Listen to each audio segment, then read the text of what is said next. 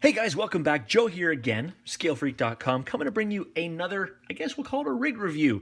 I had a viewer earlier ask me to go over my World GT car, and I thought, you know what, since I've got these things on here and I will release a few more race videos, maybe someone's going to ask later, so I might as well do my F1 car that I used at the Protoform, the 2017 Protoform Canadian On-Road Nationals as well. And that is what this car is right here. I have my tires off right now because I actually threw them on the RC F16, the recent build that I did. And you know what? This thing here, as amazing as a car it is, I shouldn't say that. I am still going to run it because I want to do all my comparison videos, but I don't want to pull the tires off the other one just yet because I'm not done with it. But I figured, whatever, it'll actually make it easier to show you some of the things with the tires off. So first, I am using, on this particular setup, I am using the Protoform 14 F1 body. I also, of course, have the 15 as my practice body. I never really noticed much of a difference for aerodynamic, but I do like the design on the 15 better, and it's a newer shell. So this one here has the 14 on it. Pull that bad boy off. This, of course, was painted by D&D Designs, Dan DeGlopper. Really good paint design, did the whole livery for the entire team. Good stuff. So pulling it off. Now, first, I do want to mention that I do not have the stock bumpers or the bumpers that the typical person would use on this kit. By bumpers, I mean front wing, rear wing. I've actually picked up the Protoform system for this. So this is the Protoform front arrow that you can pick up, and of course the rear as well. The kit itself is an older model of the F1 car. So this is actually the CRC WTF1. And this is kind of their earlier rendition of the car itself. But the thing is an absolute beast. So let's start with the front itself. Actually, I'll just flip it over. It is a pan car, of course. Nice skinny chassis with the pod on the rear.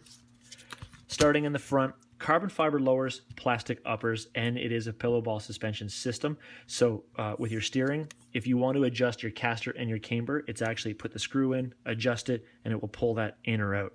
Great to run on the fly. Even when you've got your wheels on, you can still, it's in the perfect position to be able to get through the wheel with the driver and make your adjustment. So that's pretty neat. The suspension on the front is just this tiny little spring, just enough to make that top arm move. That's all it needs to be, just to take up some of the waver in the track and a little bit of your steering and stuff like that. The servo itself, it is hard mounted directly to the chassis itself.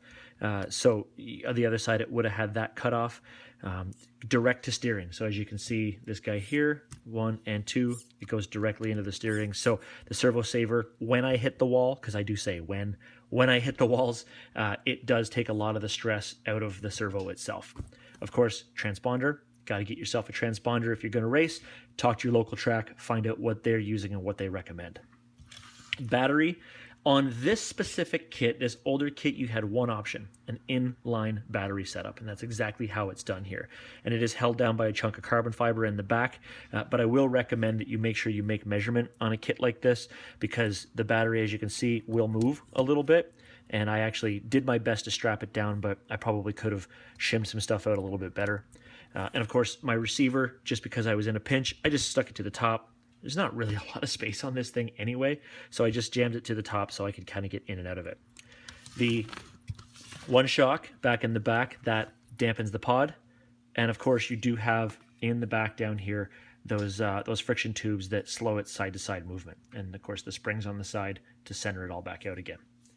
Now, this system here, I am running the Tiken RS. It's buried in there. You can't really see it. And that is connected to a Tiken Gen 2 RPM 21.5. Now, different places, again, check with your track if you're going to race. Some people run 25.5. Some people run 21.5. There are also tracks where the 21.5s and the 25.5s race together. And there are places where 25.5s, which is, I guess, in theory, a slower motor, depending on how you gear it, will dominate. So figure out what the guys in your area are using and maybe copy that.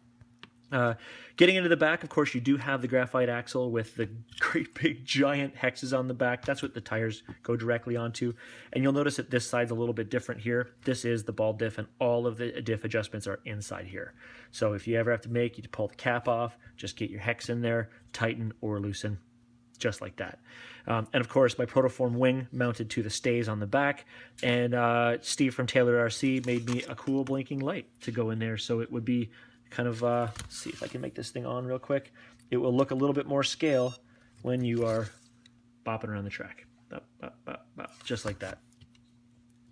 Very simple, very, very simple design, very simple setup when it comes to a pan car. Where things get difficult is in the setup, because the setup can be very, very, you got to know a lot of old school techniques to really get it done correctly. And this is the kind of class, because everyone is limited by size of motor and having a blinky mode on their ESC, so no boost, no timing. Everyone is governed by the same traction, by the same type of car, and it really comes down to how well you can drive it and how well you can set it up for the condition of that track. So it is a really, really, really neat setup. I am in love with it. But this is the old model. This is the new model. This one here is Steve's car. This is the WTF1-FC16. So this thing is their newer rendition of this car. What is the difference? Well, the stuff on the front is pretty much the same, and Steve's actually even running the Protoform front bumper. We do run the same tires, but you can see here he's got his servo standing straight up. It also allows him to put his transponder a little bit deeper into the chassis. And this is where things get really different. There's his chassis. There's my chassis. Why? What's the big difference? Well, a big thing is the fact that he has the ability to run his battery further back in the car, giving more traction on the back tires, and also to run it sideways. So now he can put his receiver down in here, his electronics more up in the front, and really balance more of where he wants the general weight to be. It's great when you're running F1 because you really want to get weight off the front tires. I promise you, man, these things turn instantly. You actually have to turn the steering way, way down on these things in order to not traction roll or to not get up on one wheel, because this will bicycle very quickly. So the pod is the same in the back. The axle is the same in the back. The mount for the wing is the same in the back. The mount for the wing is the same in the front. The whole front system is the same. The big difference comes down to the chassis itself and the ability to how you want to mount your battery. So you can still use the inline if that's more successful for you, but in some cases, this would be. So you have that option. And even if you do have one of these kits that you picked up from CRC a long time ago, or maybe you got a used one, they sell the upgrade kit to take this and turn it into this. And this is a very successful kit. Just take a look at some of the larger F1 races that are out there, and you'll see that this kit does very, very well at the races. It wins a lot of hardware. But no matter which one you're using, you have to use the same settings in your ESC. You have to use the same, well, again, a 21.5 or a 25.5, depending on what's going to work. You know, find a servo that works successful for you, the little smaller servos, just to fit in there correctly. And then, of course, everyone's going to be limited by the same choice of tires. There are different brands that you can choose, different stiffnesses, but you're kind of limited by what types you use, or sorry, what works for the class. But that's really about it. Of course, you different bodies. So one here, there's another one here. You take your pick as to what you're going to use. Protoform has a handful available. There are some other companies like Tamiya and things like that that you can get bodies from. And that's how all that goes. So that is the walkover of the kit that we used at the 2017 Protoform Canadian On-Road Nationals. That race, I don't believe I've released it at this time yet, but it will be released shortly. So you'll be able to see the race that had the three of the Scale Freak guys, myself, Antler, and Steve were all in the same race, and you'll be able to watch the video. So guys, if you have any questions about this F1 stuff, please go ahead and post it down in the comments field below. Of course, click on the like, click on the subscribe, and share it with your community. So thanks guys for watching. Have a great day.